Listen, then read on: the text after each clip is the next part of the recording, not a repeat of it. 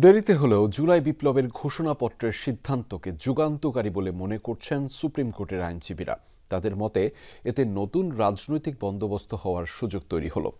আইনজীবীরাই বলছেন, এমন ঘোষণাপত্রের আইনগত কার্যকারিতা না থাকলেও রাজনৈতিক প্রভাব আছে। আরও জানাচ্ছেন রাব্বি সিদ্দিকী। শ্রীলঙ্কা আবারও রপ্তানিতে শীর্ষে। ছাত্র জনতার গণ আন্দোলনের মুখে দেশ ছাড়তে বাধ্য হন আওয়ামী লীগ সরকারের প্রধানমন্ত্রী শেখ হাসিনা। কার্যত ৩ দিন সরকার শূন্য হয়ে পড়ে দেশ। বিপ্লবের পর বিপ্লবী সরকার নয়, গঠিত হয় অন্তর্বর্তী সরকার।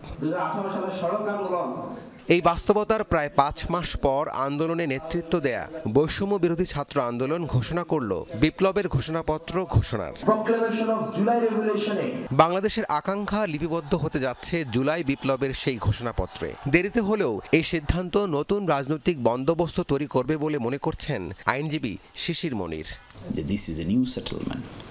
Let's be united and find a new path of political settlement. আমি মনে করি এটা যুগান্তকারী, আই ওপেনিং, ফার্টাইল ব্রেইনের বাস্তব নমুনা।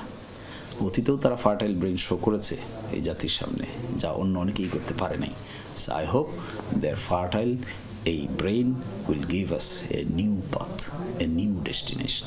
বিপ্লবের ঘোষণাপত্র বা প্রোক্লেমেশন কি? বার কাউন্সিলের সদস্য ব্যারিস্টার রুহুল কুদ্দুস কাজল বলছেন, এটির আইনগত কার্যকারিতা না থাকলেও রাজনৈতিক গুরুত্ব আছে। আমাদের সংবিধান অনুযায়ী পার্লামেন্ট ভেঙে যাওয়া অবস্থায় আইন তৈরি করার একমাত্র ক্ষমতা হচ্ছে রাষ্ট্রপতির অর্ডিন্যান্স জারির মাধ্যমে। তো আমার মনে হয় যে একটা ঘোষণা, সেই ঘোষণার অনেক সময় রাজনৈতিক সরকার কিংবা ক্ষমতাসীন সরকার কিংবা বর্তমান অন্তর্বর্তীকালীন সরকার সেই ঘোষণাটাকে বিবেচনায় নিতে পারে, এবং নিতে পারে না এমনটি মনে করার কোনো কারণ নেই। সিনিয়র আইনজীবী আহসানুল করিম মনে করছেন, ক্ষমতায় যাওয়ার পর কোনো সরকার বিষয়টিকে পাত্তা নাও দিতে পারে। ভবিষ্যতে যখন পার্লামেন্ট আসবে এবং এই কর্মকাণ্ডের বিরুদ্ধে যদি আইন করে তাদেরকে সংরক্ষণ করা যায়, ইনডিমনিটি দেওয়া যায়, তখনই শুধু ইনডিমনিটিফাইড হয়।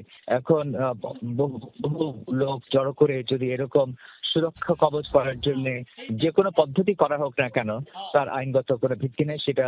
তবে এমন ঘোষণাপত্র তখনই রক্ষা কবচ হতে পারে যদি সবসময় সরকারের উপর এটার চাপ থাকে।